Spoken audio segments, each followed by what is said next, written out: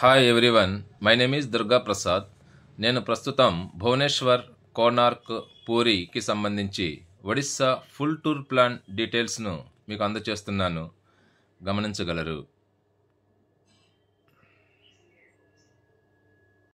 మా జర్నీ విజయవాడ నుంచి ప్రారంభించాము భువనేశ్వర్కు. మేము 12704 అనే నెంబర్ గల ఫలక్నామా ట్రైన్లో బయలుదేరాము. ఈ ట్రైను సికింద్రాబాద్లో సాయంత్రం 3:55కి బయలుదేరుతుంది. విజయవాడ వచ్చేసరికి నైట్ 9:15 అవుతుంది. ఇదే ట్రైన్ రాజమండ్రి చేరుకునేసరికి నైట్ 11:13కి చేరుకుంటుంది.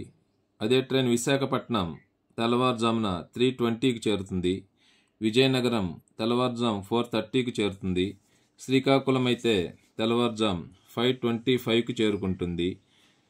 భువనేశ్వర్కు తెల్లారిన తర్వాత మార్నింగ్ 10:10కి అయితే చేరుకోవటం జరుగుతుంది. భువనేశ్వర్ రైల్వే స్టేషన్ చేరుకునేసరికి మార్నింగ్ 11 అయింది. అక్కడ నుంచి రూమ్ సెట్ చేసుకునేసరికి మధ్యాహ్నం 12 అయింది. రైల్వే స్టేషన్ మెయిన్ గేట్ నుంచి బయటికి తిన్నగా నడుచుకుంటూ వస్తే మెయిన్ రోడ్ తగులుతుంది. దానికి left side number of rooms ఉంటాయి. నాన్ ఏసీ రూమ్ 1000 దాకా ఉంటుంది. ఏసీ రూమ్ అయితే 2 మెంబర్స్కి 2000 నుంచి 2500 వరకు కలెక్ట్ చేస్తారు. భువనేశ్వర్లో మేము స్టే చేసిన రూమ్ ఇది. వీటిని ఆన్లైన్లో లేదా ఆఫ్లైన్లో కూడా బుక్ చేసుకోవచ్చు. లోకల్ ప్లేసెస్ విజిట్ చేయడానికి మొత్తం 4 ఆప్షన్స్ ఉన్నాయి. 1 ఓలా సర్వీస్, ఇది రీజనబుల్ ప్రైసెస్సే ఉన్నాయి. 2 క్యాబ్ లేదా ఆటో మాట్లాడుకోవటం, వీళ్ళు హెవీ ఛార్జెస్ కలెక్ట్ చేస్తున్నారు. 3 లోకల్ బస్సెస్, అసలు ఈ బస్సులు మనం ఎక్కలేం, అంత రష్గా ఉంటాయి. 4 టూర్స్ అండ్ ట్రావెల్స్ వాళ్ళు మనిషికి 400 కట్టించుకొని 1 డేలో లోకల్ ప్లేసెస్ అన్నీ కూడా చూపించడం జరుగుతూ ఉంది. ఈ 4గిట్లో ఏది అనేటువంటిది మీ చాయిస్. డే 1లో మేము లంచ్ చేసి బయటకు వచ్చేసరికి మధ్యాహ్నం 2 అయింది. అక్కడ నుంచి లోకల్ ప్లేసెస్ని విజిట్ చేయటం ప్రారంభించాము. ముందుగా భువనేశ్వర్లోని రాజా రాణి మందిర్ విజిట్ చేశాము. ఆ తరువాత ముక్తేశ్వర స్వామి మందిర్ను దర్శించాము. నెక్స్ట్ భువనేశ్వర్లోకెల్లా పెద్ద టెంపుల్ అయిన శ్రీ లింగరాజ స్వామి టెంపుల్ను విజిట్ చేశాము. ఇక డే 1లో చివరిగా ధౌలగిరి శాంతి స్తూపం వద్దకు చేరుకున్నాము. ఇప్పుడు మీరు చూస్తున్నది భువనేశ్వర్లోని రైల్వే స్టేషన్కు అతి దగ్గరలో గల రాజ్మహల్ స్క్వేర్ సెంటర్. దీని ప్రక్కనే షాపింగ్ ఏరియా కలదు. ఈ షాపింగ్ ఏరియా గనక వెళితే 2-3 గంటలు ఈజీగా టైం పాస్ కాగలదు. మేము ఈవినింగ్ టైం ఇక్కడికి చేరుకున్నాము. డే 2లో మేము మార్నింగ్ నుంచి ఆఫ్టర్నూన్ వరకు నందన్ కానన్ జూ పార్కును విజిట్ చేయటం జరిగింది. జూ పార్క్ విజిట్ చేసిన తర్వాత జూ పార్కుకు బయట గల హోటల్లో లంచ్ చేసి అక్కడ నుండి 18 కిలోమీటర్ల దూరంలో గల ఉదయగిరి ఖండగిరి కేవ్స్ వద్దకు బయలుదేరటం జరిగింది. అంటే డే 2లో మేము మొత్తం 2 ప్లేసెస్ మాత్రమే విజిట్ చేశాము. మార్నింగ్ నుంచి ఆఫ్టర్నూన్ వరకు జూ పార్క్, ఆఫ్టర్నూన్ నుంచి ఈవినింగ్ వరకు ఉదయగిరి కేవ్స్ అన్నమాట. డే 3లో మేము భువనేశ్వర్లోని రాజ్మహల్ స్క్వేర్ సెంటర్ నుండి భువనేశ్వర్లో గల కోనార్క్ బస్ స్టాప్ దగ్గరకు బయలుదేరాము. డిస్టెన్స్ దాదాపు 1.5 కిలోమీటర్ల దూరం ఉంటుంది.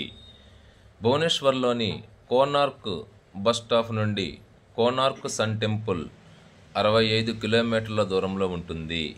జర్నీ దాదాపు 2.5 గంటలు పడుతుంది. కోనార్క్ సన్ టెంపుల్ విజిట్ పూర్తయ్యేసరికి ఆఫ్టర్నూన్ అయ్యింది. కోనార్క్లోనే లంచ్ చేసి అక్కడ నుండి 36 కిలోమీటర్ల దూరంలో గల పూరి విజిట్కు బయలుదేరాము. అదే రోజు సాయంత్రానికల్లా కోనార్క్ నుండి పూరీ చేరుకున్నాము. పూరీలో మొదటిగా శ్రీ పూరీ జగన్నాథ స్వామి టెంపుల్ను విజిట్ చేయటం జరిగింది. ఇక్కడ క్యూ లైన్ వద్ద మెయింటెనెన్స్ మాత్రం సరిగా లేదు. ఇక్కడ దర్శనానికి 1 అవర్ సమయం పట్టింది. ఆ తరువాత పూరీ టెంపుల్కు కిలోమీటర్ దూరంలో గల నరేంద్ర సరోవర్ను విజిట్ చేశాము.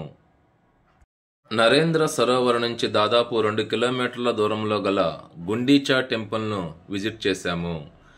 అప్పటికి సమయం మధ్యాహ్నం అయిపోవటంతో లంచ్ చేసి ఇక రూమ్కి వెళ్ళి రెస్ట్ తీసుకున్నాము. అదే రోజు ఈవినింగ్ పూరీ బీచ్కి చేరుకొని నైట్ వరకు అక్కడే టైం స్పెండ్ చేశాము. ఈ బీచ్ విజిట్ చాలా బాగుంది. పూరీ బీచ్ నుంచి మా రూమ్కు బయలుదేరాము. పూరీలో మేము స్టే చేసిన హోటల్ ఇది. పూరీలో 2 మెంబర్స్కి non AC room 1500, AC room 2500గా కలెక్ట్ చేస్తున్నారు. పూరీలో హోటల్ రూమ్స్ బస్టాండ్ సమీపంలో, రైల్వే స్టేషన్ సమీపంలో మరియు పూరీ మెయిన్ టెంపుల్ సరౌండింగ్లో కూడా అందుబాటులో ఉంటాయి, గమనించగలరు. పూరీ నుంచి విజయవాడకు రిటర్న్ జర్నీ బయలుదేరాము. పూరీలో 22859 అనే నంబరు గల ట్రైన్ ఇది. పూరీ టు చెన్నై వెళ్తుంది. ఈ ట్రైన్లో బయలుదేరాము. ఆ కనిపించేదే మన ట్రైన్. ఈ ట్రైన్ పూరీ స్టేషన్లో ఈవినింగ్ 5:30కి బయలుదేరి విజయవాడకు తెల్లారి మార్నింగ్ 7 o'clockకు చేరుకుంటుంది. ఈ ఒడిస్సా టూర్ ప్లాన్లో చెప్పుకున్న హోటల్ రూమ్ రేట్స్ అనేటువంటివి ఆయా సీజన్లను బట్టి మారుతూ ఉంటాయి. ఒడిస్సాలో ఫుడ్కి ముఖ్యంగా తెలుగు వాళ్ళు అడ్జస్ట్ అవ్వటం చాలా కష్టం. ఈ విషయాన్ని గమనించగలరు. ఇక నెక్స్ట్ ఒడిస్సా చేరుకోవటానికి ట్రైన్ ఫెసిలిటీనే కాకుండా ఇండియాలోని ప్రముఖ పట్టణాల నుండి ఫ్లైట్ కనెక్టివిటీ కూడా కలదు.